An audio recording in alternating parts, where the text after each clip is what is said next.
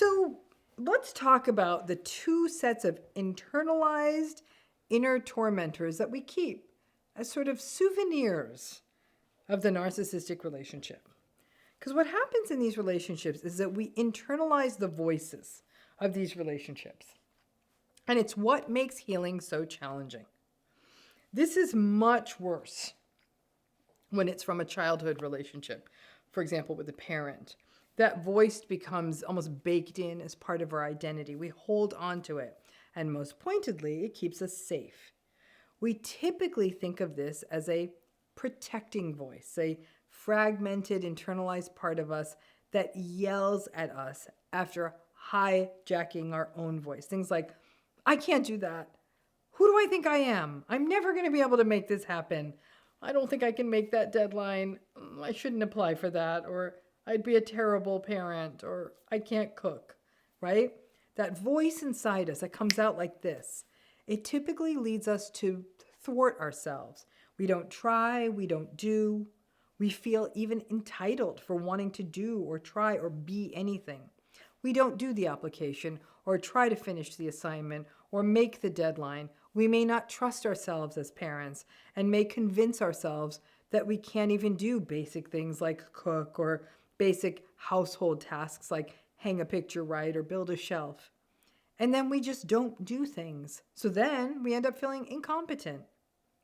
And that sense of incompetence can sort of be observed by the world. And it's certainly going to be reinforced by narcissistic folks who say to us things like, oh, you don't do anything. You just sit there. Why don't you go do something? Why don't you make money? Why didn't you ever finish school? Whatever it is. And then that other voice that we've internalized holds us back from doing it. And that cycle can sort of become perpetual. Because at some level, no matter what, we know that we have capacity, we have some competence, but something stops us, that voice that's at equal parts harmful, but it's also trying to be helpful. It's an overly zealous protector that is holding us back. Because if we don't try or do or attempt or take risks or exert ourselves and our capacities, well, then we can't fail. And at some inherent level, especially if we have narcissistic parent or parents, we learn that if we fail, we kind of no longer exist. We may not feel loved anymore. We no longer matter. Golden children fall off pedestals. So being seen would be more fleeting, right? There is an inherent sense, again, that we are bringing shame into the family system by not doing great, even though it really is just the projected shame of the narcissistic parent. So it's a very precarious position. But while not trying something and then holding ourselves back feels like one threat, trying and failing feels worse. So we often don't. Being seen might feel like it's too much. And that core conflict is something I wrote about in the book, It's Not You, that proverbial purple dress of my childhood. This sadly often just causes more harm, because then we often live with regret and self-anger of like, well, I guess this is the problem I made because I never tried.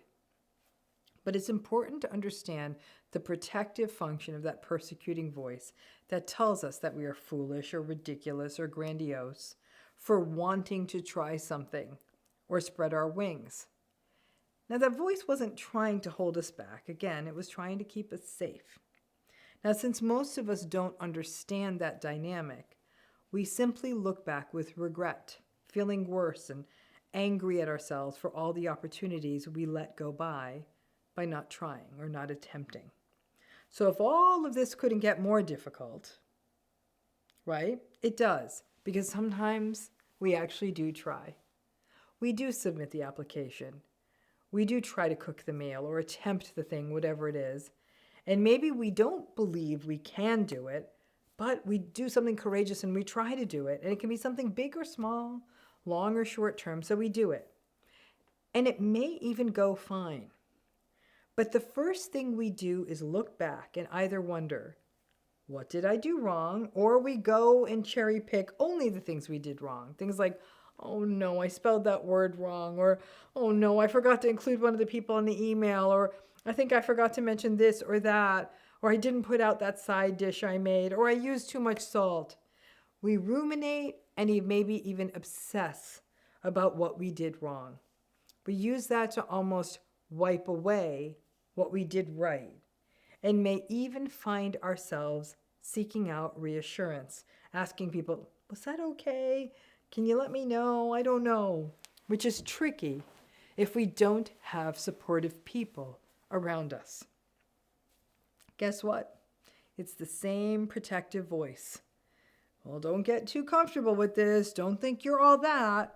Because if we do think we're good or did good or actually competent, we still have this sense in our body that it's going to be taken away or criticized, or we may be at risk because maybe the narcissist will perceive us as competition, and then we may not be loved or will be rejected or yelled at. Same voice, but it's grabbing us on the back end after we already tried. Remember, the narcissistic people almost plant the seed with us that everything's a competition. And narcissistic parents often do this with their children. For the child to shine, the child almost feels a sense of hubris. And who understands in a sort of embodied way, that child knows that they can't be better than mom or dad. Mom and dad have to be admired. And that means nobody else can be, including me. And if I'm admired, then they may withdraw or withhold or punish us. And not just them, it becomes an unspoken rule of the household. If we do outshine or compete with the parent or parents in a way that breaks this unspoken rule, then we have upset the equilibrium of the family system. And then everyone's going to be mad at you. It's the parents' show, their spotlight, and nobody gets to steal it. All of us have to be good enough to make them look good, but not so good that we steal their light. It's an almost impossible balancing act, and generally it leaves us stuck, often afraid of trying anything. Now, this happens in adult relationships, where a narcissistic partner will have no problem critiquing you for not being or doing more, or comparing you to someone who they seem to think is better. But if you were to step up and outshine them, then you run the risk of their competitiveness, their insecurity and shame, and their acting out, which can look like pulling away or insults or even betrayals, such as infidelity. All of this makes life exhausting when it comes to trying or striving or achieving.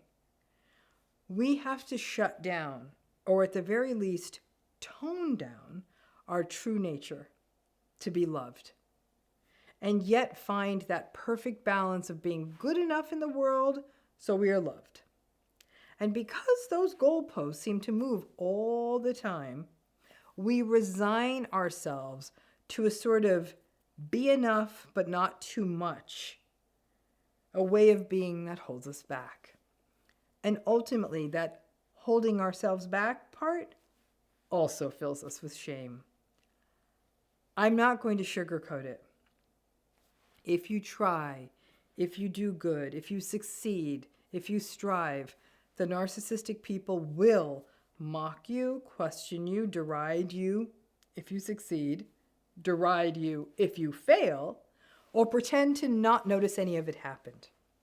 And then the internalized voices you carry will act as amplifiers for the narcissistic voices. The key is to understand the function of these internalized voices, that they exist to protect us, to radically accept that the narcissistic people are perfectly content for us to stay stuck, and nothing we do is ever going to be right or enough. And then we have to take the hand of that scared child within us, the one who's afraid to try because you're afraid of failing and losing attachments and safety, and then letting our little us know, I got you, and protect that child us and try. I often tell survivors, don't tell people when you make these brave attempts. whether they're big or small, so you can process the wins and the struggles on your own. Our inner voice is loud enough. We don't need the outer ones adding to the chorus.